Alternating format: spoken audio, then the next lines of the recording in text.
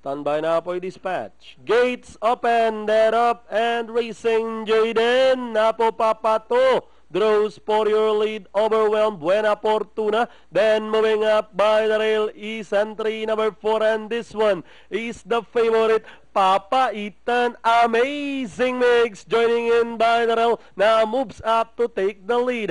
Amazing Mix takes up the running over Papa Ethan in second. Racing in third is Jaden Apopapato. Buena Fortuna. Running by the rail is Windy Hour, Overwhelmed, while Lorquis Tower is in behind them as they rounded the last 600.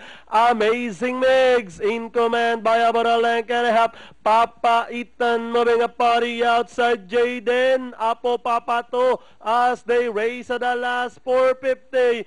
This one, Amazing Mix leading the field, followed by Jaden Apopapato. Papa Ethan is by the rail. Lorquis Tower on the outside. Buena Fortuna, and down the stretch they come. Amazing Mix, this time by about 4 lengths. Lorquis Tower in second. Jaden Apopapato. Papa Ethan with 75 meters of the race.